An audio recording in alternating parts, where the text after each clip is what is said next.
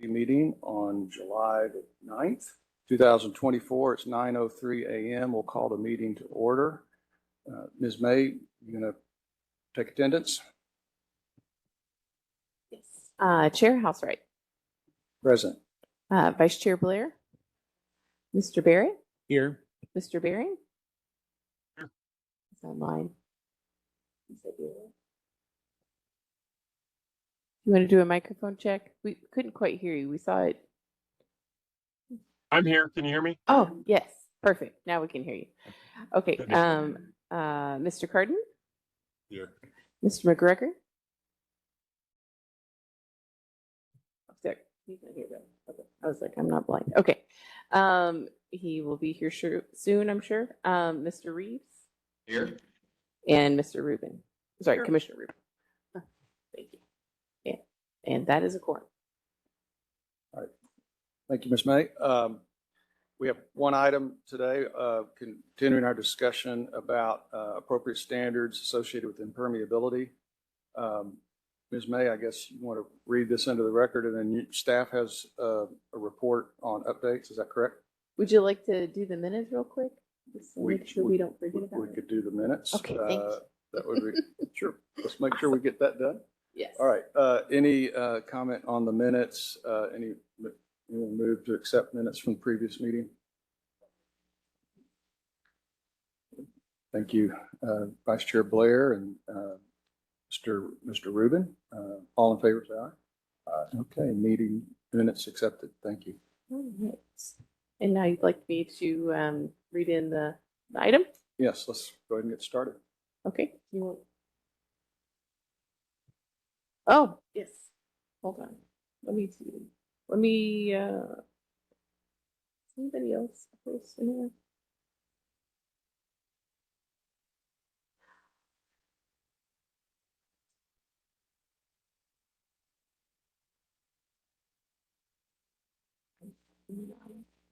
Yes.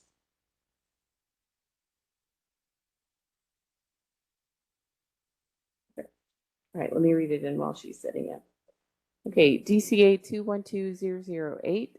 I think we changed a few wordings on there, but is consideration of amending chapters 51 and 51A of the Dallas Development Code regarding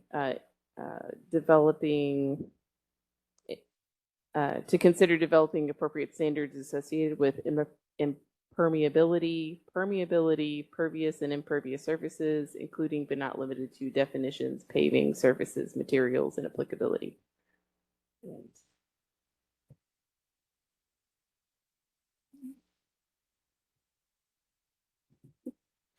Thank you so much, Chair Housewright and Zoning Ordinance Advisory Committee members and staff and the public.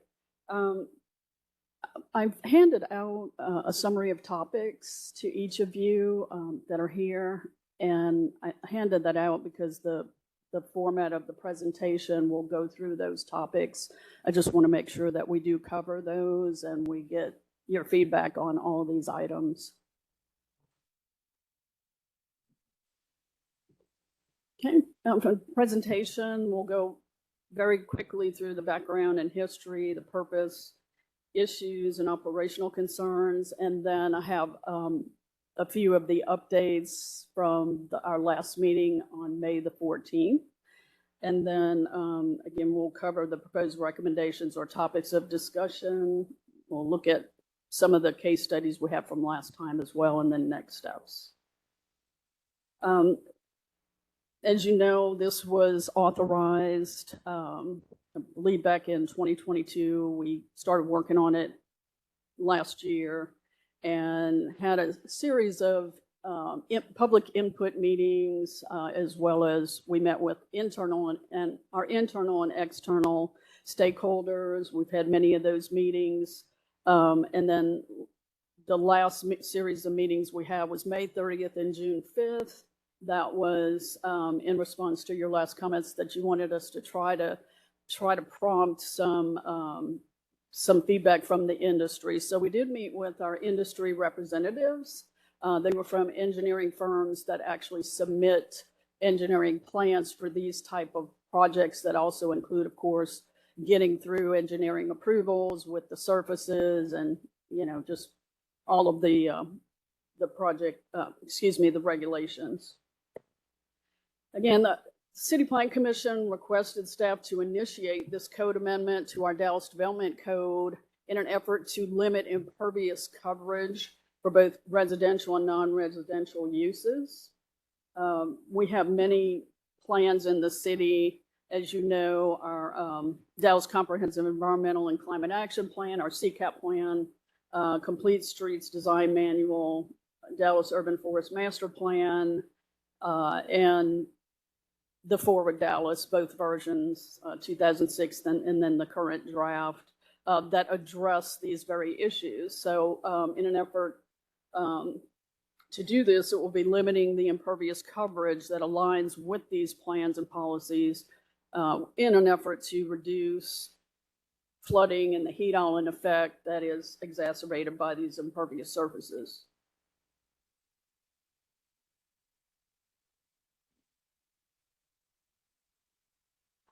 Seems to be a little bit of a delay. The presentation is fairly large because of all of the graphics.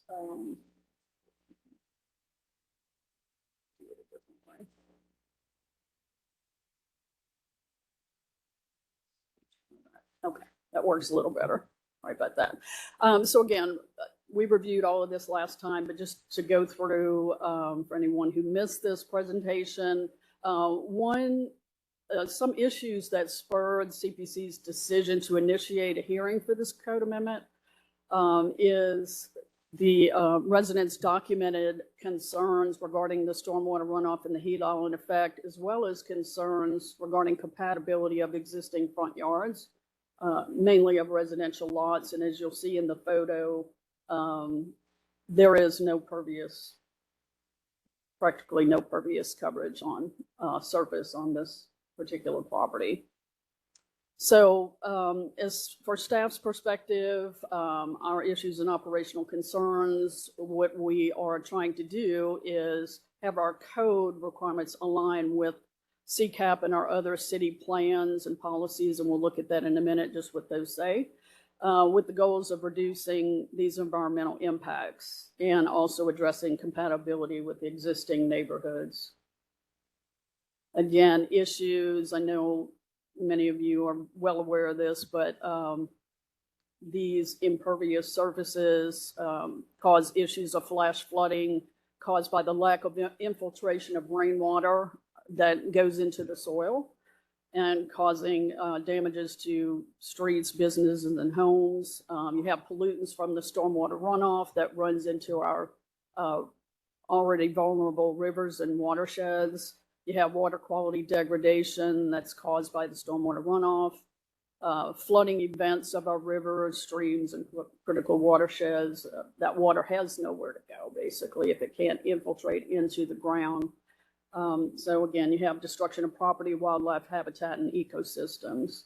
Other issues, of course, and we're all experiencing this to a degree, you have the scorching heat, where you have the temperatures and the heat that's absorbed by our dark surfaces, and you experience the higher temperatures in the urban areas from that heat that was trapped into those surfaces being emitted back into the atmosphere.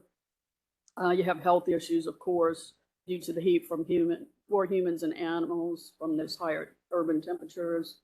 And of course, you have air quality issues with fewer trees to filter the air that we breathe as well and to provide that shade. To just kind of give you a perspective here, this photo on the top left is a 4-car driveway for a duplex versus in the photo on the top right, you'll see a single-car driveway that obviously has a lot more pervious area.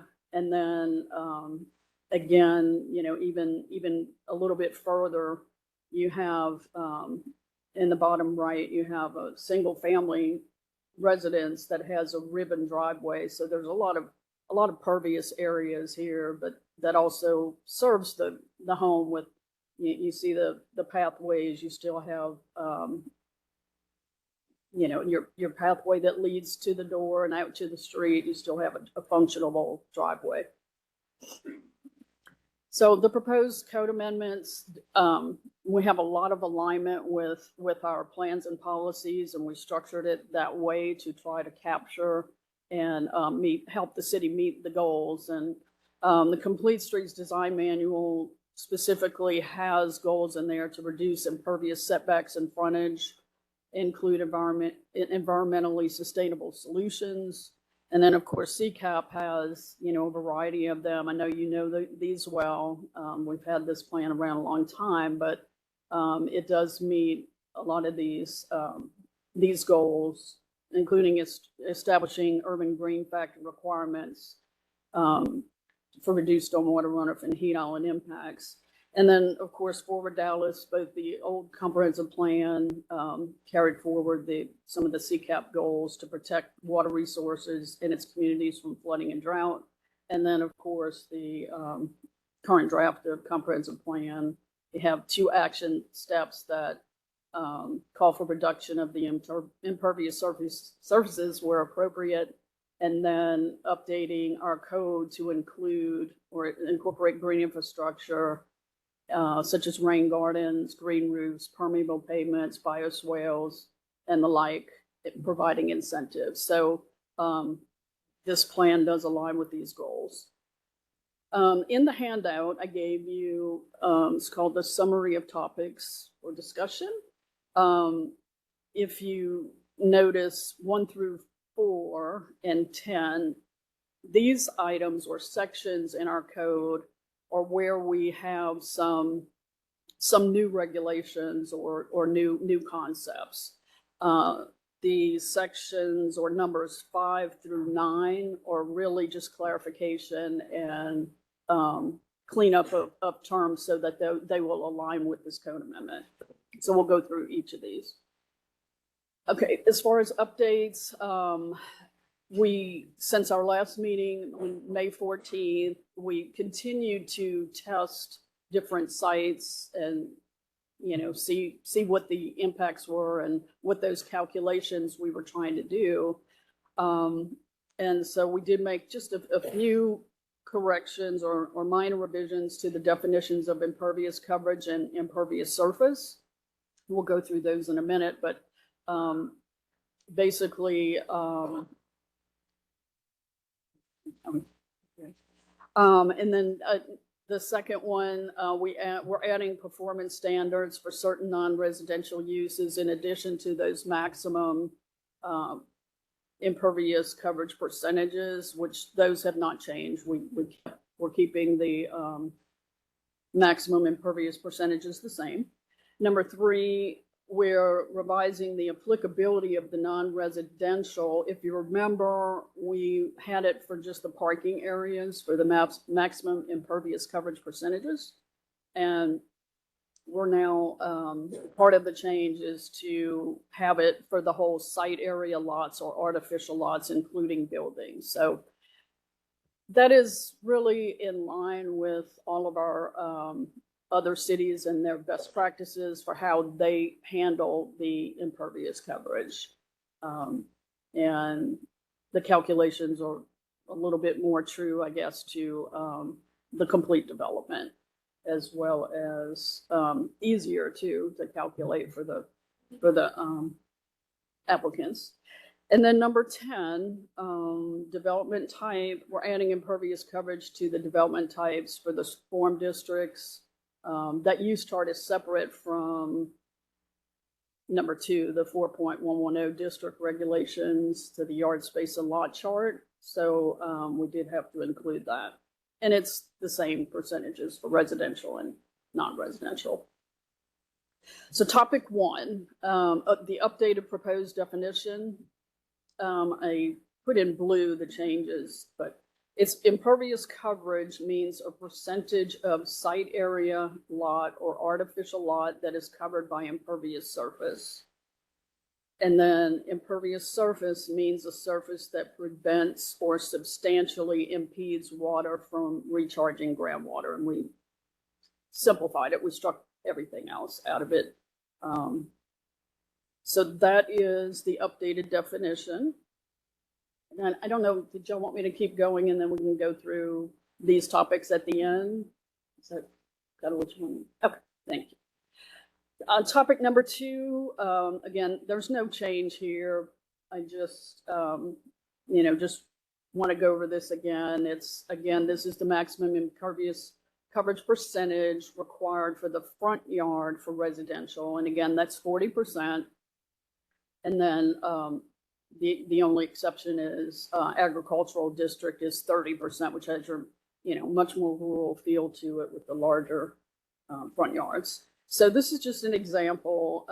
If you just, in this example, it's a single family 50-foot wide lot that has a 25-foot required front yard setback. So you just, take your 50 feet by 25 and you get, for that front yard area, you get 1,250 square feet. And then 40% of that, of course, is 500 square feet. That's your impervious envelope, or what you have left, I guess, to do a variety of ways. You can, if you notice to the right, there's 2 different scenarios of what you can do. How wide you can have the driveway, and you could still have a pedestrian path out, to the street, to the front door. But if you'll notice, that's more of the concrete block type pathway. And then, of course, over to the far right, if you do a ribbon type driveway, you have even more flexibility to, do a variety of pathways and impervious surface in the yard. And then this is just another example, same thing, but a 40-foot wide lot and how that works out. And so that would be 1,000 square feet. Of course, if you have a 40-foot wide lot with a 25-foot required front yard setback, you have 400 square feet impervious to work with, still leaving you, with room for a driveway and some other pathways. This is a new drawing. It's one of the calculations that Demir Powell from our Planning and Development Department did a great job in demonstrating all the calculations that we were trying to obtain. This is a commercial or non-residential type development. And if you'll notice in the box highlighted in green, over to the left, it says impervious surface calculation. You have impervious surface percentage, including the building, and that's 80%. And then impervious surface percentage, excluding building, 53%. So this one meets, oh,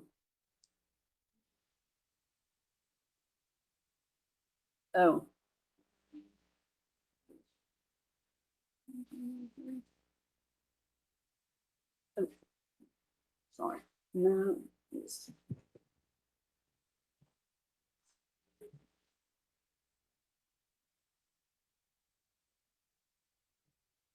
Okay.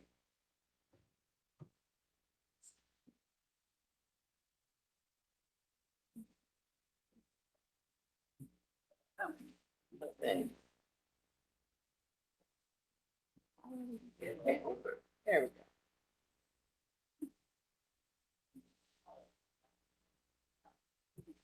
Okay.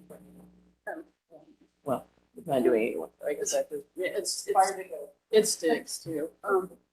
Okay, thank you. So I guess y'all can see that now, hopefully.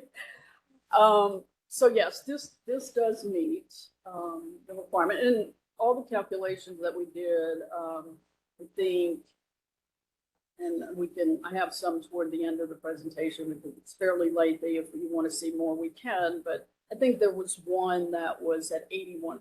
So it's very, very close with what we have in the proposal. But anyway, so this is the non-residential.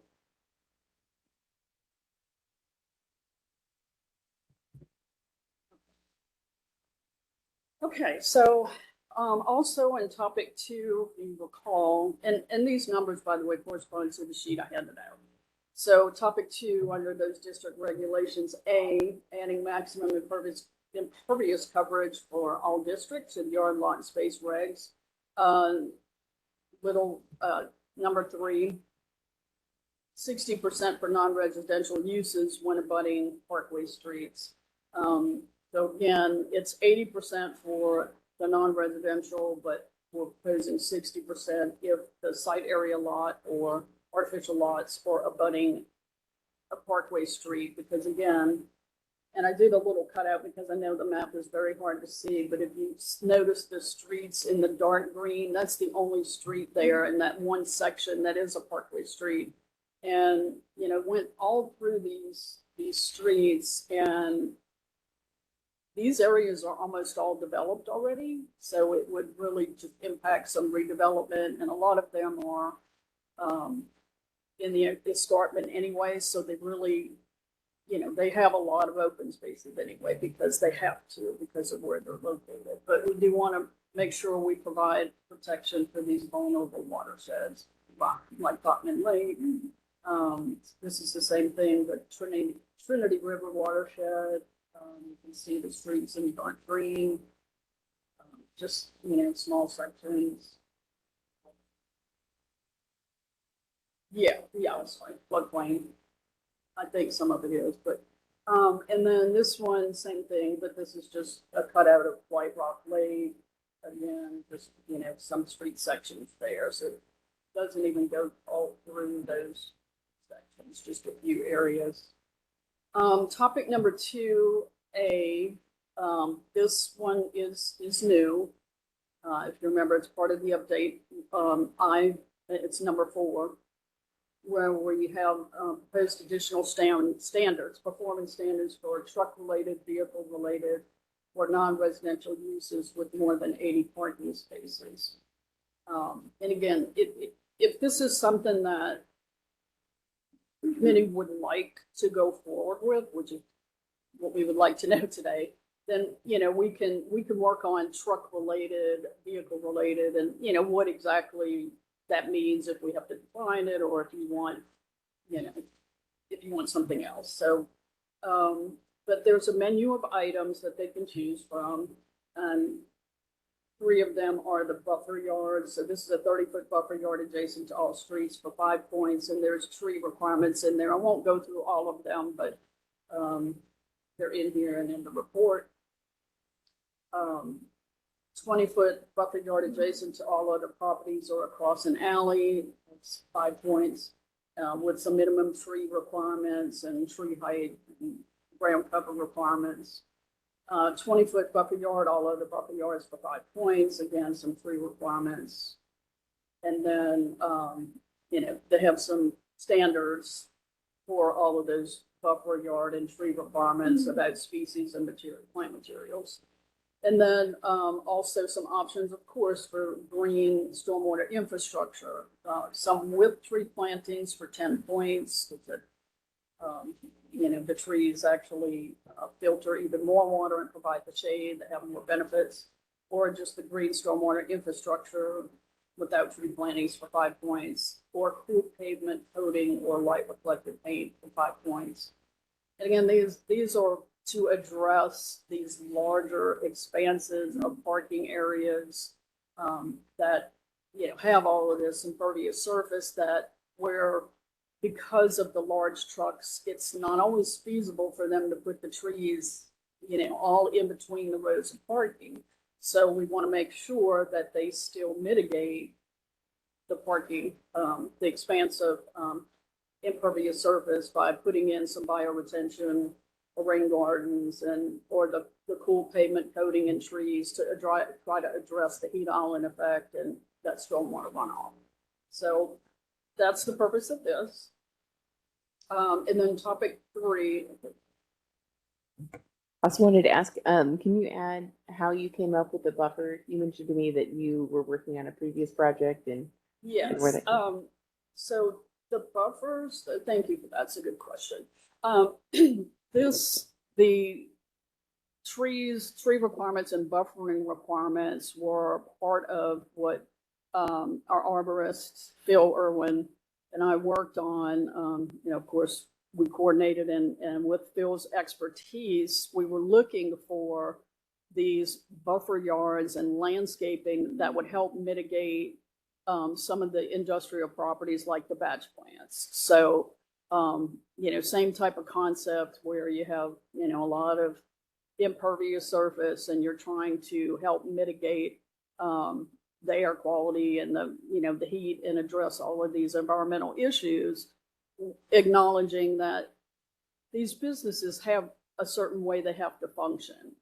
They've got to have, large expanses of impervious surfaces. So we just want them to, again, to mitigate where they can. And so thank you for that question. Topic 3A, applicability. No change to the residential side. Again, that's applicable to lots developed with residential uses when the cumulative area of impervious coverage is increased more than 200 square feet in the required front yard. And then just a slight change for the applicability to non-residential, applicable to site area, lot, or artificial lots developed with non-residential uses when the cumulative area of impervious coverage increases by more than 2,000 square feet within a 24-month period. And again, the applicability is, it aligns with, the same applicability type requirements of Article 10 and some other sections, and that's why we have it the way we do. So how does this affect my property? And we had some questions, of course, in the Q&As I sent you from our industry that we met with. It was mostly questions, how's this going to impact us? And it was mostly geared to, redevelopment, or I'm existing development. How does this impact me? What is this going to do? So if you're an existing developed property, this has no effect. You're already developed, right? If it's new undeveloped property, the ordinance applies on the effective date if approved by city council. So, unless they, whatever date they decide they want to go with. Usually it's the date the ordinance is approved, if it's approved. For redevelopment, if it's residential, the ordinance applies, again, back to the applicability when the cumulative area of impervious coverage is increased more than 200 square feet in the required front yard. If it's non-residential, applicability, ordinance applies when cumulative site area lot or artificial lot of impervious coverage is increased more than 2,000 square feet within a 24-month period. And then, of course, if it's planned development, historic district, or conservation district, there isn't an effect unless the PD has regulations that refer to the development code, chapter 51A.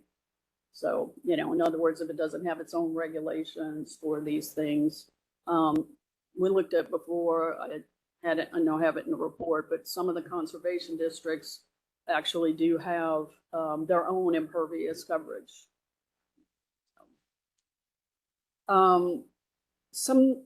These are just examples of surfaces that would be excluded from the maximum impervious coverage calculations for residential. And, that's your semi-pervious alternative materials. There's a lot of names for them. But you have your brick pavers here that allow the water to infiltrate slowly into the ground. As long as it gets there, that's really what we're looking for, to recharge the groundwater, that it can get into the soil. It's just slowed down. And then, of course, you have your basalt stone driveways over to the right. Some examples of surfaces that would be excluded from the calculations of maximum impervious surface for non-residential development is porous paver turf block. You can see the parking spaces are made out of that material. And then the parking lot over to the right, same thing. It's porous paver turf block, just a different type. And then also excluded from calculations for non-residential development. You see over on the left, you have your multi-use occasional parking. These are just, areas for overflow parking basically, but they're pervious, as you can see on the left. So those would be excluded from the calculation. And then over to the right, that's actually a Walmart parking lot that has porous concrete. That's meant to have the water infiltrate into the soil. Topic 3, B. We have, again, this hasn't changed. The bonus incentives for additional maximum impervious coverage, maximum coverage percentages, still up to 10% additional maximum impervious coverage percentage with design standards for residential. And of course, that would not include lots that are adjacent or abutting the parkway streets, because again, we really want to try to protect those areas. And then up to 10% additional maximum impervious coverage percentage with design standards for non-residential. And that would not, those bonus incentives would not be eligible for, again, lots abutting parkway streets or the truck-related, vehicle-related, or non-residential uses with more than 80 parking spaces. Okay, topic 3, these are just some examples of the bonus incentives. Bonus incentives for residential, up to 5% additional impervious coverage for any of the following with a total of 10% maximum. This here is just a rain barrel. You see that for water storage. And then also for residential, but these would be up to 10% additional impervious coverage for any of the following with a total of 10% max possible. You have some green infrastructure in the form of rain gardens. And then you also have additional trees above and beyond what is required. And if you remember, a time or two we spoke, and just from the landscaping ordinance for residential, the number of trees is based on the lot size. So, 7,500 square foot lots, I believe, or it's like, I want to say it's 3 trees, and 2 of them have to be in the front yard, and the other one could be anywhere. So it would be above and beyond whatever's required for that lot. And then this far right one happens to have pervious pavers and as well as some rain gardens. So non-residential. Bonus incentives for additional maximum coverage for non-residential, a maximum 5% additional for any of the following with a combined total of 10% max. And you see your water cisterns, your overland flow, your disconnected downspouts. Let's see this better.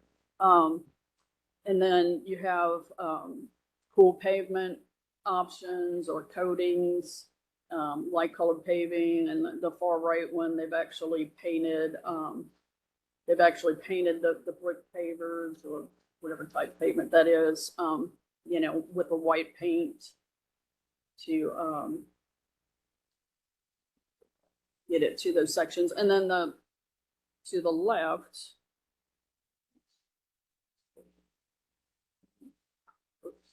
sorry. The photo on the bottom left, you have your green roof or vegetative green roof, if you will.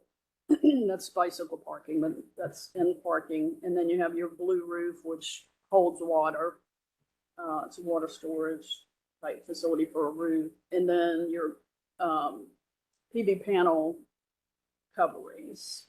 So again, same thing. The incentives would not apply to the lots abutting the parkway streets or those additional uses with the additional standards, truck-related, vehicle-related, non-residential uses with more than 80 parking spaces. Topic 3, still on the bonus incentives for non-residential, but these are max or eligible for maximum 10% additional impervious coverage, again, up to 90%, right? unless you're abutting a parkway street, you have 60 and you're not eligible with the bonus. But you have green infrastructure like the rain gardens, the bioretention, and then plantings abutting all off-street surface parking areas, and then your solar PV trees, your solar coatings, and solar farms. Okay, we're on topic 4. This one is not new. It was in there last time as well, but if you remember, we wanted to allow the neighborhood stabilization overlay districts to be able to vary their range of maximum impervious coverage as well. Right now, because they can already vary their front yard setback, corner yard setback, and interior side yard setback. And they have a range, you know, they have to go basically what the median maximum is of the front yards within the district. So they have their range. They can't just pick any one they want. Okay, so topics 5 through 9. This is what I mentioned before. It's the revisions and clarifications for consistency with this proposal. And so we have the revised definitions to align with new definitions in Article 10, which is your landscape ordinance. Application of division. This is slightly new.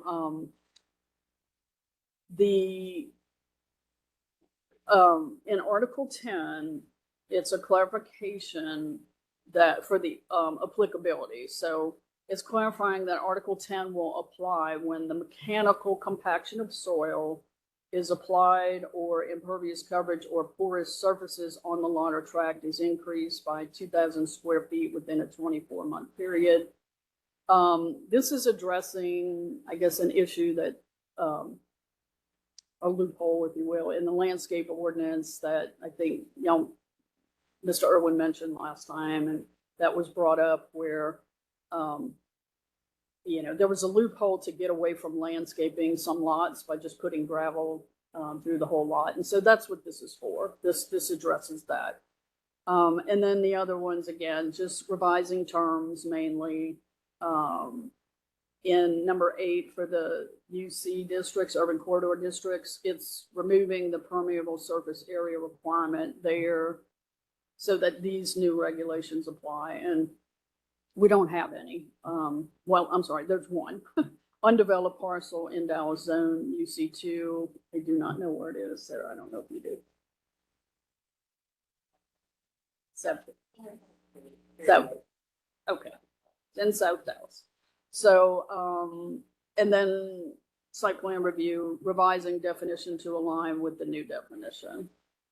And then 10, like I mentioned earlier, this is just applying the same impervious coverage maximums to the sub-districts or the districts within the form districts of 13 out of Chapter 51A.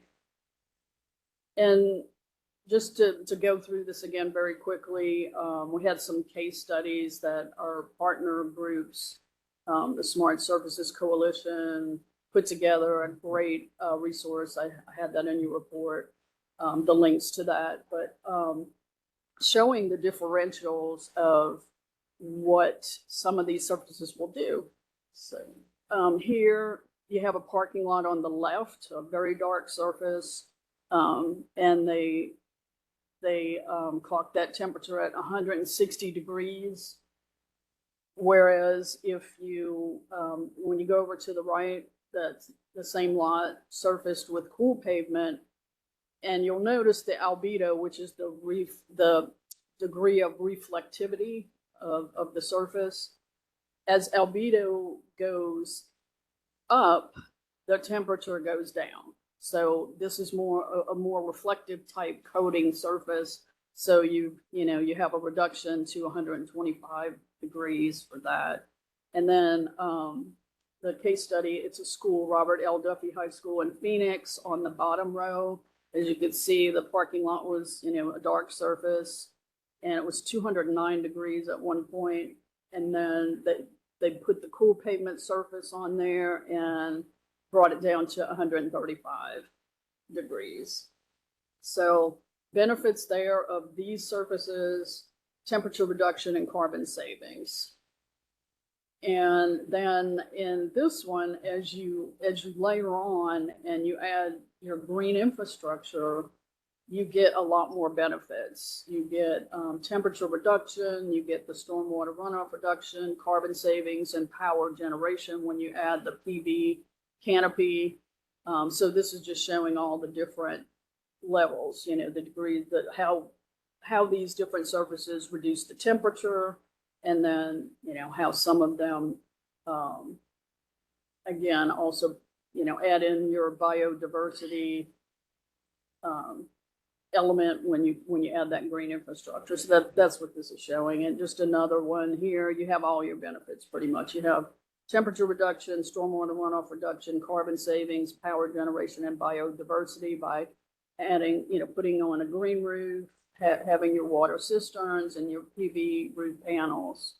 So that's all that showing there. And then again, you saw this last time too. This is just to show a property in Dallas. This is Texas A&M AgriLife Center. They took clay soils and they put in some bioretention area in the parking, and they're showing the reduction of runoff volume was reduced by 49%, and as well as reduction of all the different pollutants in the chart. So our next steps: forward ZOAC's recommendation on to CPC whenever that will be. I just put it early fall because, as we discussed last time, whatever happens today, whether, you know, you make a recommendation and you give us, you know, what you want to see, any changes, even if you don't want to, you know, if you do move it on, it cannot go to CPC yet until after some other items. And I think y'all are aware of those, the code amendments, you know, forward Dallas and the parking. So it'll just kind of get in line. Obviously, we'll continue to work on it. We'd like to have that time to work on it and get it ready for, you know, when it's ready to go, so we can immediately get on that agenda. But and then I don't know if we will need to go to city council committee first. If we do, we will, as early as we can. And then, of course, whatever that, if we do, that we'll forward that city council committee recommendation to city council. So with that, happy to answer any questions. Okay, thank you, Ms. Levy. Good report. Thanks for all the good work that's gone in. Let's open it up to questions. I think maybe we have, well, as I understand, we have no speakers online. Is that correct? Okay, and looks like we have 2 speakers today in our, or just here to listen. Just here to, oh, we have one speaker. Okay, why don't we take our speaker that's present with us, and then we'll go to questions from the committee members.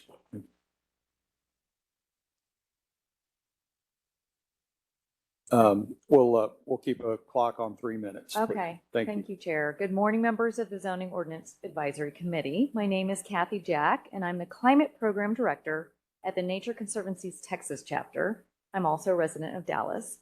The Nature Conservancy's mission is to conserve the lands and waters on which all life depends. In Dallas, we've been advocates for the use of nature-based solutions, including green stormwater infrastructure, to improve stormwater management and reduce flooding, reduce urban heat, and provide multiple additional benefits to communities. And I'm here to express strong support for this amendment as proposed. In 2021, the Nature Conservancy and Texas A&M AgriLife Extension worked with the Trust for Public Land and the City of Dallas to complete a study focused on green stormwater infrastructure for urban flood resilience, which is referenced in the report that I believe you've been provided. The study found that GSI, green stormwater infrastructure practices such as bioretention areas, rain gardens, and rainwater harvesting cisterns are cost-effective ways to improve stormwater management. In fact, they were found to be 77% less costly than upgrading gray infrastructure alone, with hybrid solutions providing the greatest flood mitigation. Bioretention areas that staff was just discussing in parking lots were found to provide the biggest bang for the buck, with substantial siting opportunities throughout the city of Dallas. Limiting impervious cover as proposed will positively impact Dallas's ability to effectively manage flooding by increasing opportunities to slow, hold, and absorb rainwater. An increase in impervious surfaces and the greening factor incentives outlined provide additional opportunities to utilize nature's infrastructure. This code amendment will also help Dallas meet the ambitious goals outlined in Dallas' comprehensive environmental and climate action plan. Goal 5 commits to protecting water resources and communities from flooding, while Goal 6 expresses support for nature-based solutions for improved community health and resilience. Thank you for the opportunity to provide comments today and for considering this impactful code amendment. We've provided also more robust written comments for your reference, and I'm happy to answer any questions. Thank you. All right, thank you for coming down. Any questions for our speaker? All right, thank you so much. All right, seeing no other speakers, committee members, questions for staff? Mr. Barrett. I just want to confirm my understanding on the residential side. We were saying these impervious coverage standards are applied to the required front yard area only, correct? I'm sorry, could you repeat that? Of course. So the residential portion of this, the impervious coverage standards apply to the required front yard area only. Is that right? That is correct. Got it. So if somebody has a rear load garage with a driveway coming up the backside, that does not apply? The coverage standards.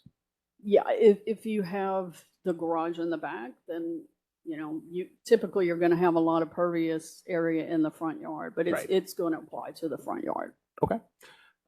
Then I want to confirm on the non-residential developments. I think you highlighted this as a new, there's a change from last time, but we're saying that the coverage standards apply to the entire lot area rather than just the parking area, correct? That is correct. The calculation will be the entire lot, and it will include the buildings. So, it's going to be what is on the lot. But does not apply to structured parking. It will apply to structured parking. Thought I was reading in this report. Yeah. Oh, is that different? That is a change. Okay. That is a change. Okay. Right. Okay. So several zones in the city allow for 100% lot coverage. Thinking of the central area, there's the walkable mixed use area zones that allow for 100% lot coverage. So with all of the incentives that if somebody goes for 100% of the lot coverage, there's no path to achieve that right now. Even if they take advantage of all the incentives, they can only get to 90% impermeable coverage. So if somebody wants to build a 100% lot coverage building in a zone that allows for that, this would preclude them from doing that. Is that correct? If there are special regulations, those are going to apply. If it doesn't, default back to 51A regulations. But if you have a mixed use type development, you're going to potentially could have both of them that apply. Like is that what you're asking? Maybe help if I gave an example. So somebody downtown takes a block and I'll speak up, sorry, takes a block and builds an office tower. So, fully commercial space. They want to build 100% lot coverage because it's a downtown space. Right now, the way I read this is so that's not a PD. It's just a general zoning area. So they're only allowed to hit 90% coverage. Is that correct? That is correct. Okay. Yes. Also in the Article 13 walkable mixed use type section, there is a shopfront land use type that also allows 100% lot coverage. So the stormwater regulations here would prevent them from achieving 100% lot coverage. It would. This would apply unless there were something that said otherwise. Got it. In these. So yes, it would be 80%, and then with the bonuses up to 90% for anything that is non-residential, and then residential would be the 40%. Got Front it. yard only. So the residential side seems very achievable to me. Ribbon driveways and things like that. I know we already see these kind of standards in Austin. I know what they look like, and I can imagine how we would get there. I am not a fan of the non-residential side.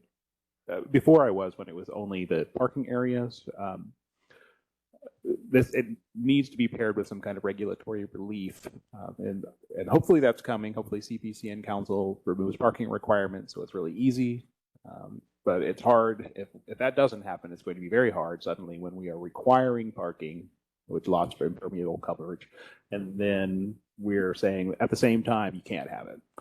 The other side of that is when we prevent people from using more of their lots, say in those zones that allow for 100% lot coverage, that risks pushing development further out, which has a bigger stormwater and heat island effect overall than if we had simply allowed the 100% lot coverage for the structures. So I'm totally on board with parking areas, having stormwater standards are it, but when we stop structures from being built, that means those developments get pushed further out to outside of the Dallas city boundaries. So what I would support is changing this to apply to parking areas. And if you need some kind of performance-based standard to detain all the stormwater on site or something, but we should not be preventing people from building structures in Dallas. I'm a fan of preventing lot coverage from parking and surface parking and structured parking, but not for buildings that are being used in Dallas, because otherwise that just gets pushed out to the greenfield development. We did also perform calculations doing the lot, but excluding the buildings, which is a much easier calculation. It becomes a little challenging with the parking areas of where it starts, where it ends, and so the whole lot without the building sounds like what you're referring to also for non-residential. Is that correct? I guess what I'm saying is that if the city of Dallas, both from economic development and from stormwater protection, should encourage and want more structures built within the city of Dallas as the center urban core. That's going to have the lowest overall environmental impact compared to pushing any development further out, because as a second order effect. So what I would like to see is going back to what we had previously, where this applies to basically anything that's not a non-habitable structure or covering up of the lot. And if I need to clarify, feel free to follow back with me at me. No problem. Great job, everyone. And Lori did a good job of trying to summarize it, but it was kind of long. And we did make several changes that were pretty substantial in this version since the last time we met. So just to reiterate that the compacted soils portion of being considered impervious surfaces was removed, and it was put instead to be a landscaping trigger. Lori showed the pictures of like the Grasscrete parking lot and stuff like that. So that is not considered impervious surfaces for our either residential or non-residential. So there is a lot of room now for developers, property owners, whoever, to use more pervious materials for parking or whichever use they want to use, to get from that gap of 80% roof and that 20% of other, 10 to 20% of other. And we did take a look at, and since we added in the building roof to our calculations of impervious surfaces, which is more consistent with our stormwater definition of impervious surfaces and every other city that we took a look at, we decided to propose to do it on a whole lot basis, like a calculation of entire lot, including the buildings, because that seems to be the industry standard across a bunch of other cities. Our stormwater definition, as I mentioned. So those are some very significant changes with this version. We also were looking at lot coverage, and we even have, like, in the NS district, I think has 40% lot coverage or something very small. And so we were thinking, should we just match the district percentage? But then that would make it a lot smaller for NS and bigger for central area. So we decided just to stay consistent with the 80% that we've been talking about. And then, take your feedback on if you want it higher or lower. Maybe in the central area, it goes up to 100, or if you wanted us to go back to the parking lot. But the parking was really difficult because, if you think about, this is your parking lot, and then we have this open area that's next to it. Is that open area, how far do we go into the open area to balance out that impervious surface? And it just got to be a very complicated thing to try to delineate in a code. And since all the other cities were doing it based on the lot, including the building, and a lot of the examples that we pulled seemed to be pretty already consistent with the 80% proposal. That's why we landed where we did in this version. But just wanted to give those little background. So two things there. So one option would be to say that the impervious coverage won't be less than the lot coverage allowed in that district. That would take care of those edge cases. There are only a couple of districts that allow more than 80 or 90%. The second thing is, even though many cities look at roof coverage that doesn't take a regional watershed approach, which is where stormwater matters, and smart growth and EPA studies focusing on this show that denser development has a lower overall stormwater impact when we're talking about a regional impact. This is particularly true in Dallas, where most development is upstream from Dallas, and so every time we push out more development, it's going out up north where its flood comes down and floods us. So every time we build here, we're preventing further development out, or relieving some of the development that happens out on the fringe. So if we can get there by saying where if the lot coverage allows up to a higher amount, then we should be able to achieve that, because that was the intent of those areas. Downtown can have 100% lot coverage, so can walkable mixed-use shopfront use types. That would, I think, get us where we need to go.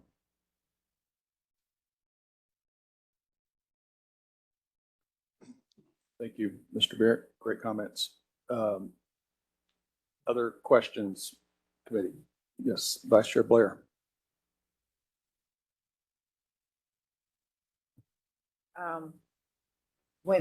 One is real, maybe simple. When you talk about trucks,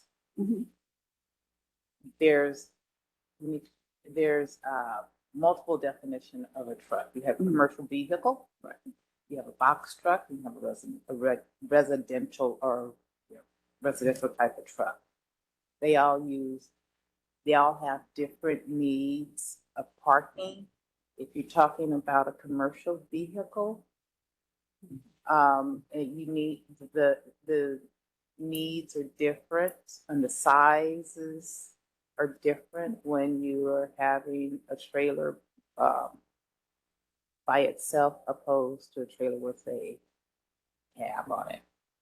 When you're looking at your writings for this, is it possible to delineate the types of trucks?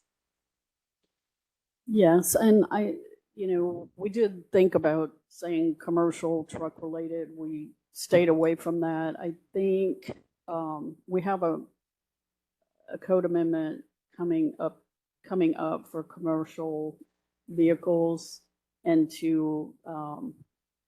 I'm not sure all what's in there, but Sarah, you might want to say, but we are working on that as well. Right. We have a code amendment, and it's mainly just to clarify terms about commercial motor vehicles, or we might come up with a new term that we're still working on. Maybe this will be up for the next ZOAC meeting. But I think what Lori was trying to get at with the truck related, vehicle related, and uses with parking over More 80 than 80 spaces. spaces. If we wanted to maybe like identify certain uses that it would apply to, that might be clearer in the actual ordinance, or a use category, or it might be easier if we have like, freight terminal, comma, warehouse, maybe warehouse over 100,000 square feet, or if we have like a certain list of uses that we'd like to call the truck related, because the term truck related is not defined. So we would need, yeah, we Right. want to get your More. feedback on, one, do we even want to go here? And two, if we do, what uses would you like us to identify? Well, if I could, I believe if you want to talk about impermeable surfaces, stormwater runoff, flooding, you need to.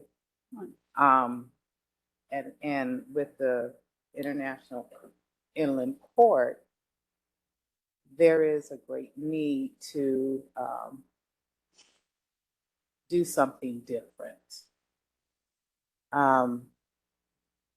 It in some of the warehouses will tell you that they have a 10 degree higher heat because of the lack of permeable surfaces, and so I believe that because of the nature of commercial vehicle parking, we do need to address it. We do need to identify the different types of vehicles that are being parked. A box truck has far less space needs and requirements than a commercial vehicle with a trailer opposed to without a trailer. Question: when you talk about cooling and painting, I didn't hear anything that says that they'll get credit for, they get points for it. Will they get the incentive or something to use the cooling, whether it's green or? Yep, they carry points, the different points for the cool pavement. I believe it's 5 points. They have to achieve 10 points total. So they carry different points, but the green infrastructure and the trees, the buffers, that carries more weight than the cool paving. So they would have to do maybe the cool paving and something else. So with some cool, trees or some buffers. Or, you talk about painting painted concrete or, I didn't hear anything about maintenance of that. So if you paint it and you drive on it, the paint's going to come up, and then it's going to go back to the non-painted surface. How do you keep it painted? I mean, it's maintenance just like the regular surface. Like you still have to maintain whether it's asphalt or concrete or the painted surface. So with the painted surface, you get points for that. Mm-hmm.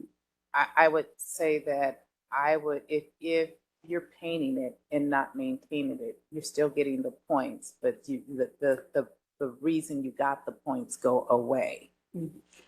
But that's an enforcement issue, just like. But so then, what my recommendation would be to remove it, because if we can't maintain it, then why are we giving them a points system, adding it to a point system that they get a benefit from if it's not a maintainable benefit? Well, we're not saying they can't maintain it. They have to maintain it. I'm making the point that any surface has to be maintained. I mean, whether it has the coating on it or not, right? I mean, they have to maintain their surface. That's all I'm saying. Okay. That's all I'm saying is that they do have to maintain it. It will have to be maintained just like anything else. Um,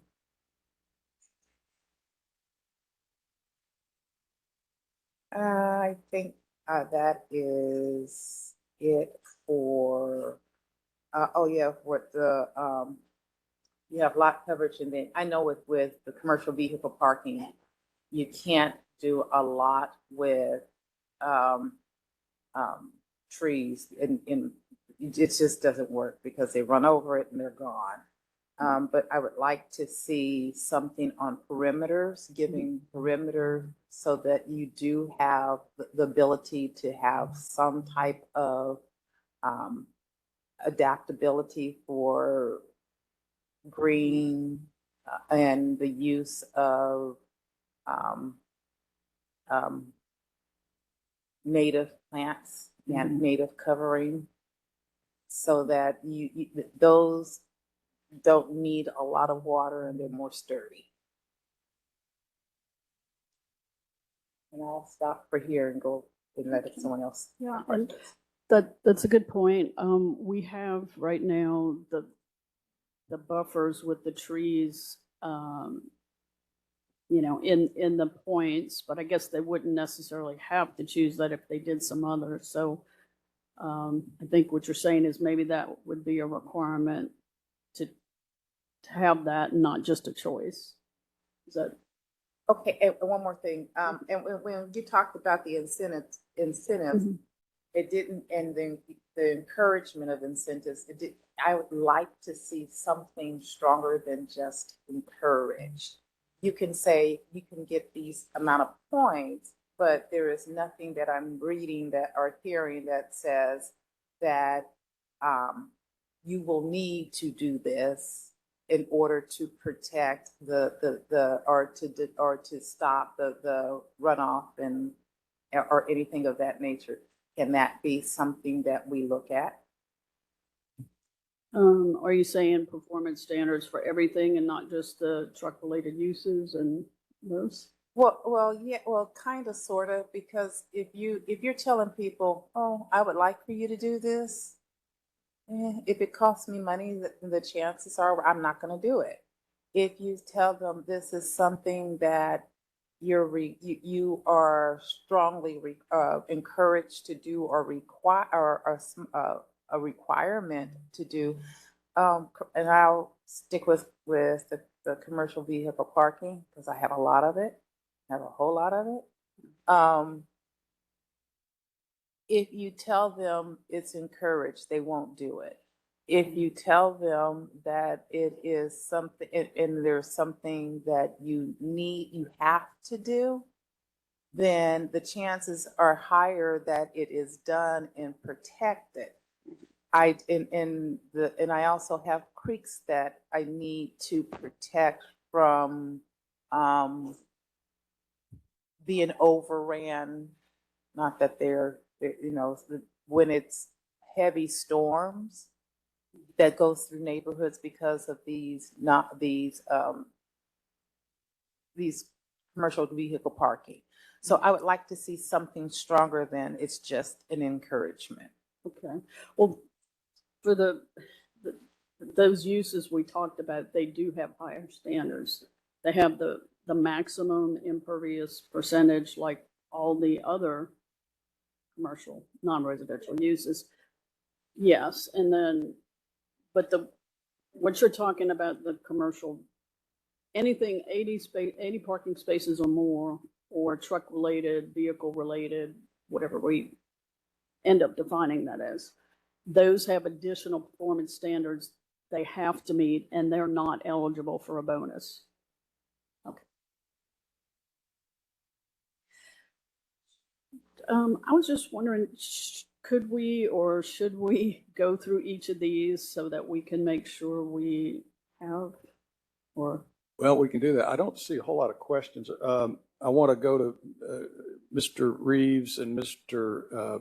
Baring, because I may have overlooked you on my screen. You're about the size of a postage stamp in front of me. So did you all have any questions this morning? Go ahead, Ryan. Yeah, I had a couple questions.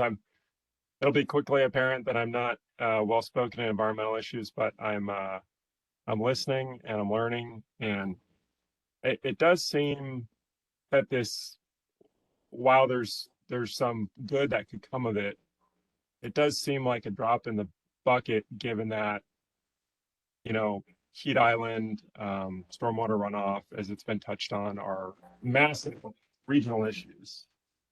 My apologies, getting a phone call. So, you know, I, forgive my first kind of macro ridiculous question.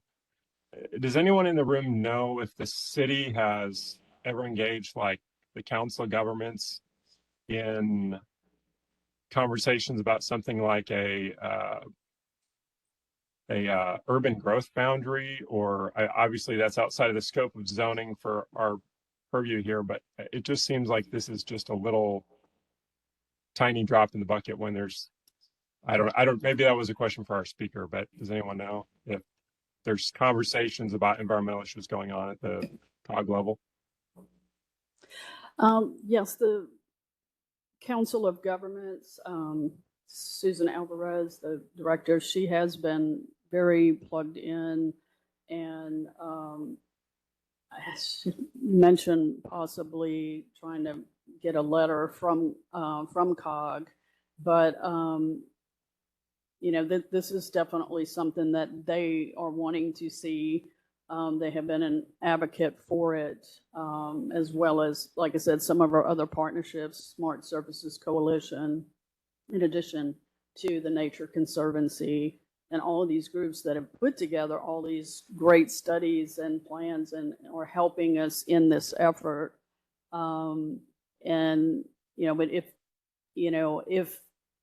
But if the committee would like us to,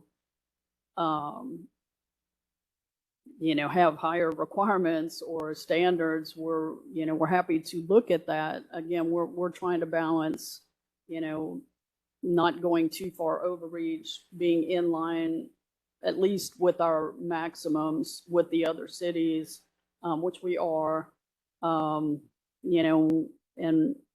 we're trying to incentivize where if they want to go a little bit higher, then they have to incorporate these items. We put the performance standards again on the uses that tend to, we're trying to put them on the ones that have, the much larger expanses of impervious surfaces. Certainly another way to go would be to have performance standards on just, all non-residential development, and just have them, do that, the greening factor and green infrastructure type based credits that they have to achieve. So that's why, we want to hear your feedback. We want to know through each of these items, which direction you would like us to go.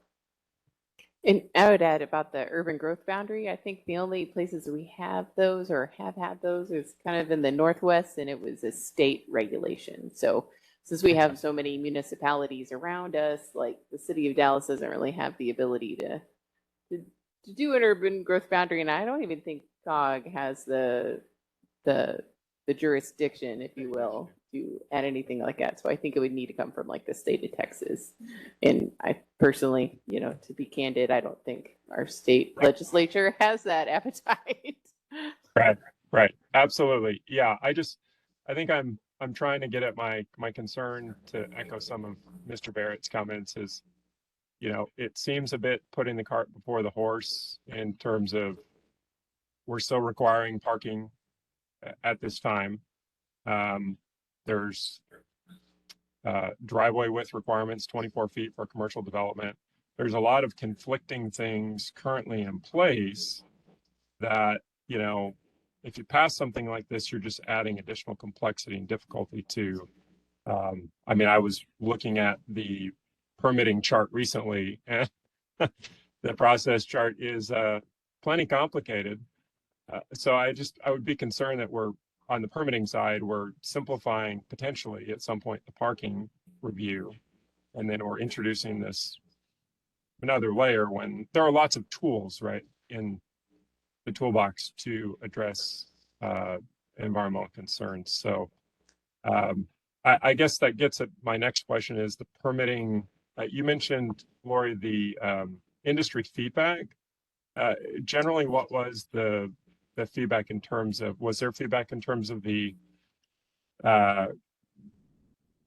review process for this or other items that were kind of prominent? Mhm. Yes, a lot of the feedback, and I know I sent that to the committee members, was really more questions. How is this going to impact existing development? Things of that nature, which we, of course, addressed. We did hear feedback with the proposal before we made some of these changes with the entire lot versus just not including the buildings. And just doing the parking areas. And they actually did some calculations on some sites themselves and came back and said, yeah, we're meeting it. We're just not sure how impactful that's going to be.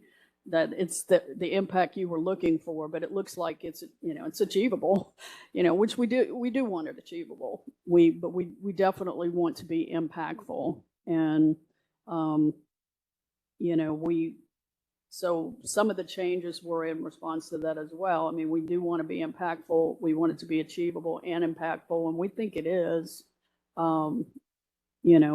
Like I said, that's why we went through our iterations, so many iterations with the calculations with the building, without the building, and trying to do parking areas and and with the building and everything. And again, what we're showing is it's achievable, but it still will be impactful because the ones that meet it have those greener areas. They have some of the green infrastructure. They are mitigating. There is offset. Yeah. All right. Sorry. I'm sorry. I interrupted. Go right ahead. I do think, like many of these ordinances, it disproportionately impacts smaller sites. I mean, again, if you continue to require the wide driveway and the parking minimums and things like that, I mean, you talk about developing duplexes or fourplexes around the city or small developments, and it just you only have 8,000, 10,000 square feet of land for various things. So relatedly, my last question regarding the industry feedback, was maintenance considered? I think for those of us who talk zoning and put forth ordinances and don't maintain the properties 2 years, 5 years, 10 years from now, a lot of this stuff sounds good. But I got several emails from a longtime landlord here in Oak Cliff that had a lot of concerns about the maintenance. He's done pervious surfaces and parking lots, and granted, it was not professionally installed, but I actually have a gravel driveway at my house, and it was done 5 years ago, and every year I have to go out and pull weeds out of it. It has landscape fabric, but I think there's potentially some additional maintenance issues that are, I'm curious if those were considered in the industry feedback. We did. It was brought up. Oh, okay. I can't see if it was a David. Mayor, do you want to? Oh, okay. Yeah, I know we do have an engineer online. Mayor from our engineering department, and I don't know if he can speak to that or not. But yeah, we definitely did think about maintenance. Of course, we can always put a statement in here, that any of the surfaces have to be maintained. I know that's typically language that goes in the final ordinances anyway, just, that, the properties have to be maintained. I know that also our engineering department has mentioned that, of course, maintenance does come up. And I believe they've been looking into whether or not they need agreements with, you know, some of the developers for maintenance. I know typically they will get that if it's in public right of way, right? If it's, but not on private property. But I think they are having those discussions, and I really am not at liberty to say one way or another. So I don't know if you want to hear from mayor or someone, or if that captures it or not. But we do have some engineers on the line. Yeah, I guess I wasn't talking about putting language in the ordinance requiring maintenance, but more just a practical matter of, hey, if these surfaces are harder to maintain for the landlord and that cost is then passed along to the tenant, are we trading one goal for not meeting another? And, you know, I understand it's complex, but I think it's important always to consider not just the front end, the design and permitting, but the long term. So, thank you. And I think I've heard, you know, both with the comments from Mr. Spence and some others that, you know, crushed granite has been particularly challenging as far as the maintenance goes. But I've also heard from some other engineers in various places that, you know, like the paved stones and the bricks are actually, you know, they're more laborious to install in the first place, but they are a little easier to replace, you know, in the long run. So it is a little more upfront, you know, work, but in the long run, you know, a person can replace the little paver instead of having to call a contractor out to fix broken pavers and stuff like that. So if the body wanted to put more priorities on one material versus the other, it's not a building material that we are prohibited from regulating. So I think that's an option. If we think, you know, crushed granite is too risky and too much maintenance and I don't know, then, you know, there are ways, if that's what y'all want us to propose, we just want your feedback on which direction you want to go. Yeah, I'll just make an editorial remark that really this conversation applies to all sorts of systems that many of which are sustainable, that they require maintenance, mechanical systems, you know, all kinds of things. So that it's not unique just to permeable paving. All right, I know that, Mr. Bering, did you conclude your comments? Yes, sir. Okay, thanks. And then Mr. Reeves and then Mr. McGregor. Yes, thank you, Mr. Chair. Following up on some of Mr. Barrett's comments, I agree with the residential side of this. I have a ribbon driveway, and in the wintertime, I have winter grass, winter rye out there, and it grows. And in the summertime, because I have trees, it's dead. But I water it because of the trees, you know, to keep that going. There's multiple things you can do. And I did read the thing about the Dallas Builders Association increasing costs with that.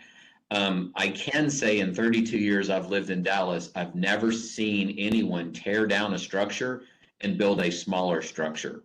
They've always built basically to the max. So I know in single family, you're taking down a house that's covering 18% of the lot and you're building 35-40% of the lot. So to require them to give back a little bit, yes, it's going to be a little bit more, but they're maximizing profit. So to do some other diversion of that, to litigate all of that concrete or all that mix, that makes total sense on the residential side.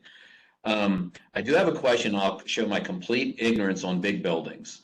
I'm looking across the highway and there's a big square building over there and it's got a flat rooftop.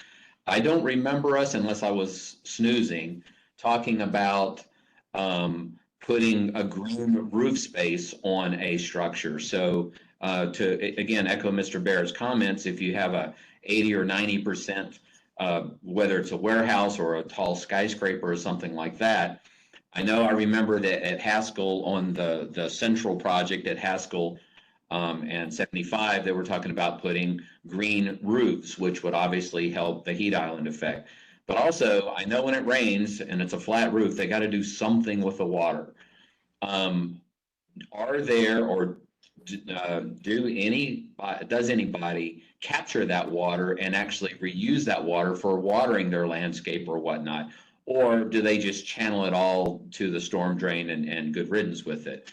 So it seems like if you had a building and you're covering X number of percentages, but you're doing some rooftop mitigation, that would count towards more impervious surface potentially on the ground. So that would be a question to staff or to anybody to educate me on what people are doing in that thing. And then I have a follow-up to that too. Yes, thank you so much for the questions and the comments. That's a good comment. We, since we are, if we do include the buildings like we have now, green vegetative roofs, the blue roofs that capture the water can also go on the roof. The cisterns, certainly can, do a lot of the, reuse of water. The disconnected downspouts, all of that is included. We do have those as bonuses. So if we are including the buildings, then certainly yes, that we would count that if that's your desire, if that's what you would want to do. There's different ways to do it. You can say that those items just have to be in the parking areas, or again, if we're including the buildings, then certainly that would be a way to do it, and that does help a lot. That would definitely make some impact. I mean, just simple math. If I had a building that was covering 80% of the lot, and I was capturing 50% of that water, then five points bonus doesn't make any sense if I'm capturing 50% of it. If you're truly capturing it, then it almost ought to be a complete offset that I've caught it here and I can use it over here. And the reason I was saying that, and I'll kind of make my follow-up point, and again, I'll show my ignorance on the inland port, but it does make sense to follow Commissioner Blair. It makes sense if I'm driving 18-wheelers around, I can't have that little island that Walmart has. I might be able to do something on the perimeter. But again, if I'm in a warehouse situation and I have 18-wheelers, there ought to be something potentially on the rooftop or something like that to be able to mitigate some of that as well. I would think for the inland port, that's a special planned district that would have its own rules. So I guess my next question is also on this, if I had a planned district, could I, and my planned district was I'm building this warehouse, I'm doing this building, I'm going to have 18-wheelers, therefore I need to do something different. Is that a possibility in a planned district, or would they have to conform to this as well? Well, for the planned district, it would depend upon how the planned district is written. If the PD has its own regulations and doesn't use 51A, then it's not going to impact it. I mean, we can't. Okay, so it could go higher, or it could go. There's nothing we could do. But in the instances where the PD just defaults to 51A regulations, then it's going to apply. Right. Yeah. And on the subject of the trucking related concept and the green roofs, if it's something that the body wants to add as a point target to have green roofs and the water collection, items that you mentioned, we can add those as points, but I think we just don't want to dilute it too much. Yeah, they are in there as the incentives to go higher. The additional 10% on the maximum coverage up to 90%. The exclusion to that is if, right now, the way it's written, is if they are that non-residential use with more than 80 parking spaces or the vehicle-related, truck-related, they can certainly use those to help achieve their percentage that they have to meet, and they have those performance points that they have to maintain to 10 points, but they're not eligible for those to be considered bonuses to increase the maximum, if that makes sense. Okay, my last point too, I would say we would want to consider, and again, I have no idea of the costs or something like that, because, you know, when we get one of these raining cats and dogs in 10 minutes, I don't know if there is a roofing system that can handle all that. So that's beyond my knowledge for sure. But I could see the argument too, that we do wait on this until we deal with the parking thing and see how that goes through. As everybody knows here, I was at the opposite end of the spectrum of Mr. Beering and Mr. Barrett as far as the parking vote goes, but I agree with them that we might want to wait. If I'm forced to do all this extra parking that I'm not going to need, then I'm forced to do this landscaping I'm not going to need. And it would be helping that side of the equation. On the other side of the equation, it would be like Mr. McGregor's, it would be a maximum. Like, okay, so we definitely need something like this. If someone, we could just say, whoa, you're not going this far. You're going to have to tap it down. You're going to have to mitigate some of this. So I could see an argument with holding off with the parking discussion. And I am done. Thank you. Thank you. All right, Yes, and again, we have no intention of putting it before parking as it moves along to the other bodies. You know, we're just, you know, we were asked to look at this code amendment, and so I guess our hope is that, you know, we get your feedback on how you want this one, and then again, this way, you know, we work on it, and it'll be ready to go right after parking, basically. So this would, okay, so just to clarify, so you're saying that this would go after parking, so Absolutely. therefore, potentially, anybody that needs more parking or that we're forcing to do parking that they don't need, this would be all unapplicable to them potentially, and then we're actually would be enforcing a maximum on somebody that needed an abundance of parking way over the regulation. Yeah, Be okay right, waiting. if they want to build parking that they don't have to build, but they want to do it anyway, that's what this Then it's a companion max. basically does. Okay. Yes, correct. Okay, yeah, with that timing then, I'm okay with that. Thanks.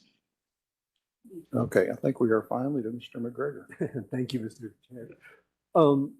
Just remind me on the parking reform portion, does the current version contain provision for design standards, or did that come off when they went through ZOAC? I'm just drawing a blank. The design standards that were proposed, and Michael's in the back that can help me because he's definitely thinking more currently on this. ZOAC did not recommend the one design standard that said it has to be behind the front yard setback or in the side and rear. But otherwise, there are other provisions that limits. I think one of them is like a limited driveway for shared access. Yeah, I'll just play you. Okay. Yeah, but it's not nearly as extensive as this. Yes, they don't conflict. They don't. Okay. They don't overlap. Okay. And my other question was regarding when these regulations become effective, is there any provision to deal with, because they become effective, I mean, once they're approved, they become effective immediately according to your presentation. Is there any provision for any ongoing projects? You know, if somebody starts a design that does not include this, and in the middle of the process, they're required to have a different design. Yeah, and maybe Suzanne can help me with this, but I think that there's normally a practice in building inspection that if your project was already in review or in the system, you're kind of vested under whatever rules were in place. Your grandfathered in. applied. Yes. So Okay. and you can choose if you want to go with, you know, what was in place when you applied, or if you want to take advantage of whatever the new standards are. Great. Mhm. Thank you. That's all I have. I've got a handful of questions, some of my own, some from some emails that I've received. The first one, it's a small thing. On page 26 of your report, you mentioned that conservation staff had noted difficulty in interpreting impervious limitations in various conservation districts. So I'm just wondering if you had a little background on that, why it was hard to calculate impervious areas in conservation districts, page 26. Um, And I think that was feedback we got from our conservation district staff. I think it's just that they have different materials that they consider impervious across the different conservation district, districts that we have. And some of them included gravel, some of them didn't, some of them added paper, some of them didn't. They were just very So specific. it wasn't they were struggling with the math. It was just the multiplicity of materials that were allowed or not allowed in various districts. Right.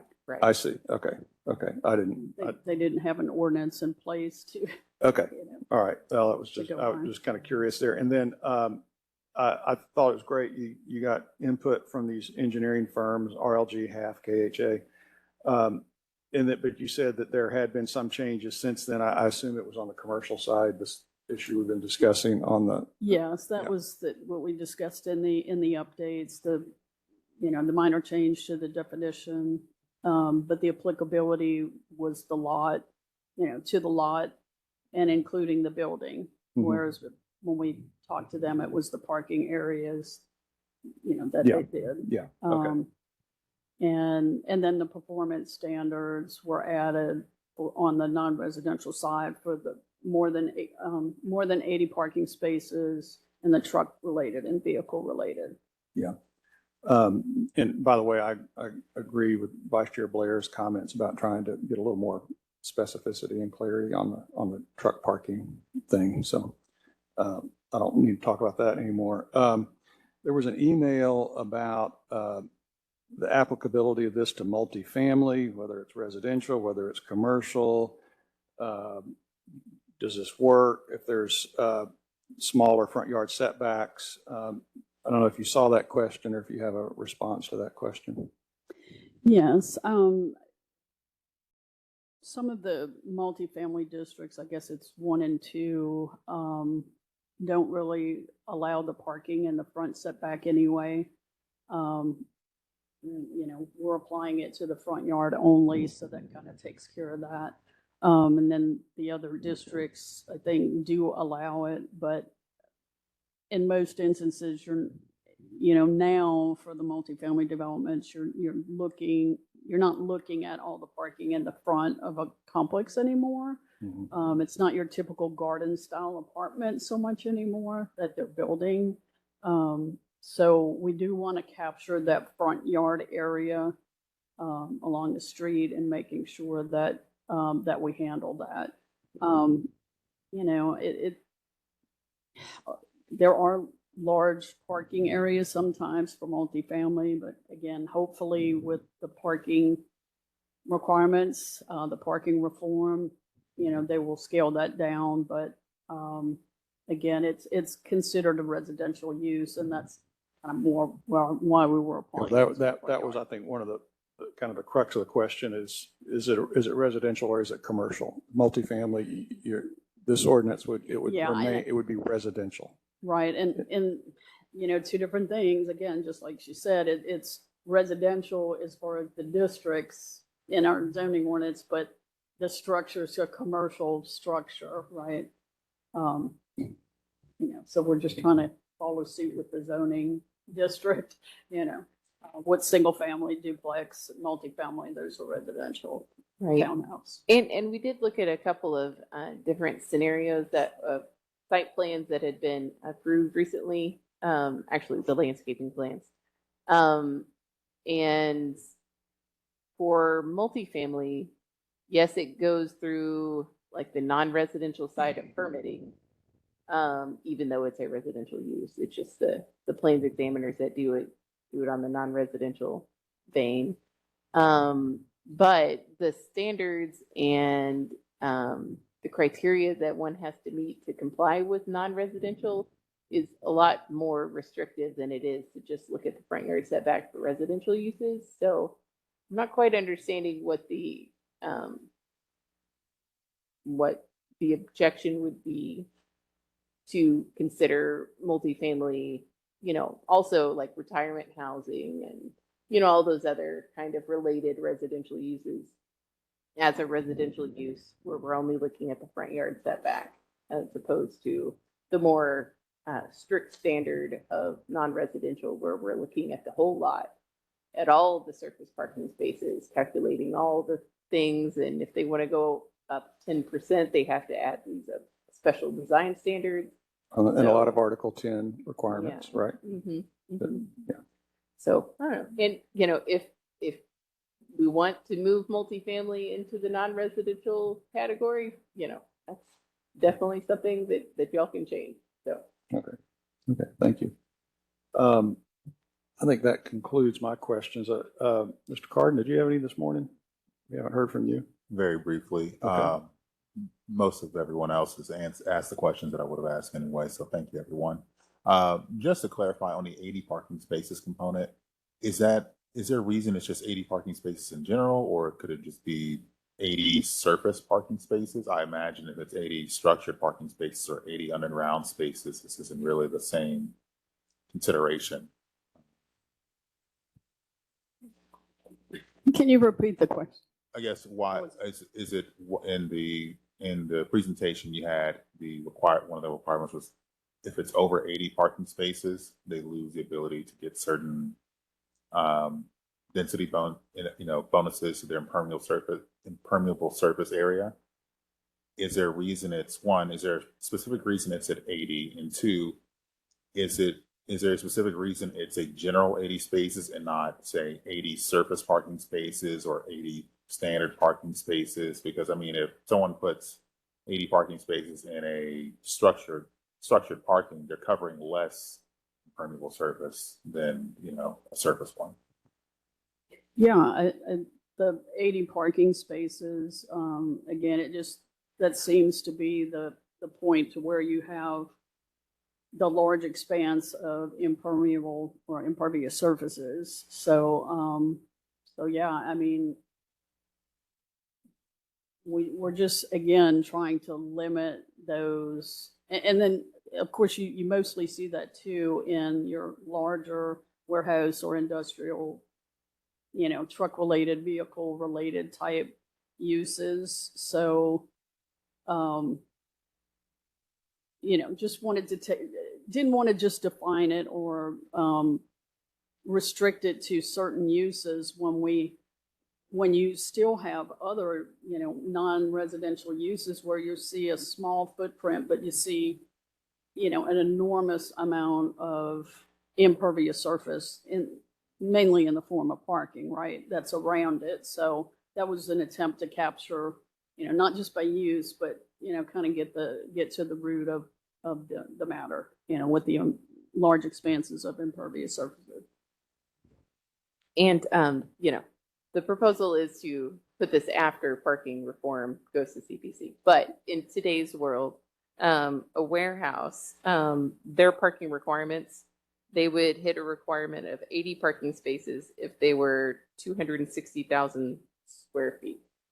If that helps wrap our heads around how big of a development, like a warehouse would be. And it might have 80 parking spaces. And yes, no further input on whether it be structured or not. Okay, thank you. That's all. All right, I see no further questions this morning.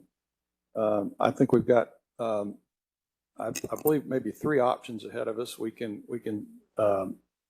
forward this on to commission as is. We can forward it with some specific requests, or we can hold for a future discussion on specific requests. So be interested in what the will of the group is.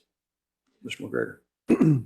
Yeah, I think my instinct is I prefer for this committee to do as much work as possible to get it as polished as possible to CPC. I'd rather wait till the parking reform process goes through. And so that I can understand at that time how the design standards that are already there and this piece interrelate. And One thing I hadn't thought about, but it'd be great if some of this actually was incorporated into the parking reform, the design standards going forward in parking reform, and just collapse the two to the extent it's possible. I know we don't have that. We don't know that option. Okay, Mr. Barrett. For my part, I'm ready to move this forward to CPC with the change that for the non-residential portion, allowed impermeable surface will not be less than the maximum lot coverage allowed under the yard lot and space standards there. We're talking about those 80 or 90, 100% space places so that there's no ambiguity that somebody wants to build 100% lot coverage building that's allowed right now, that they can still do that. So all the other things I think can be worked out by the time it gets to CPC, trucks and things. So I'm in favor of moving it forward with that change. Okay. Well, we can certainly accept a motion, and that's what you like. May I say that if the body wants to take it forward to CPC, I'll support that. Okay. Mr. Rubin. Yeah, I'm comfortable taking it forward to CPC with the understanding if the parking reform makes this more complicated between CPC and us, we can always kick the tires again and figure out any issues. I don't see a strong enough reason to hold it up here today. Okay. So, Mr. Barrett, would you like to make a motion? Yeah, I would like to make a motion to advance this to the City Plan Commission with the change that allowed impermeable surfaces shall not be less than the maximum lot coverage permitted under the zoning district. I'll second that motion. Thank you, Mr. McGregor, for your second. Mr. Barrett, for your motion. Any discussion? Yes, Vice Chair Blair. With that motion, are you including the trucking issue for the trucking clarification, cleanup, and parking? I am not asking for any change on that, but I kind of understand that there will be some staff and CPC discussion that happens after this point to hammer that part out. Then can I make a friendly amendment to your motion? And that friendly amendment would be to clean up the trucking definition, as well as defining some of the things that were discussed with commercial vehicle parking before it goes to CPC. I'll second that. Okay, you accept that? friendly? Yes. Okay. Do we Then need I think I need to second I'll second it if that were needed. second the friendly? Okay. Do we need yeah, Paul, do we need to vote on the friendly? Or if Mr. Barrett accepts it, then can we just roll on? Yeah. Okay. We're just going to keep on going then. Okay. So we have a motion on the table to move this forward with the amendment or the edit to the coverage as described, where you can't require less coverage than is allowed by zoning, and then the cleanup to the language related to truck parking. So all in favor say aye. Aye. Any opposed? Looks like it passes unanimously.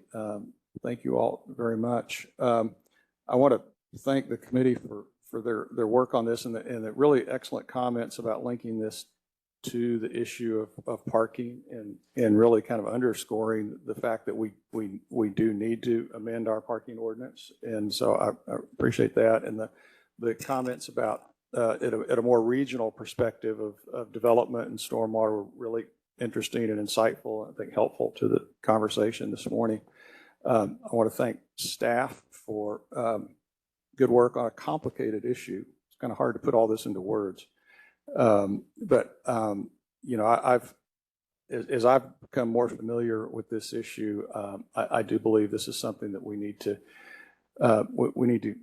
codify. We need to get into our ordinance and just do a better job. You know, to the comments about, well, we're going to add project cost. If we don't add it there, we're going to add it on the public sector side, and taxes are going to go up, and we're going to build more gray water systems underground. It's just a fact of urban development. And so I think this is a much more cost-effective way, frankly, of dealing with this issue than building more stormwater mains around the city. So thank you, everyone. Thank you for those that were here with us. Ms. May, I guess we can adjourn the meeting. Okay, our meeting, thank you for your good work. Our meeting stands adjourned this morning at 10:53. Thank you.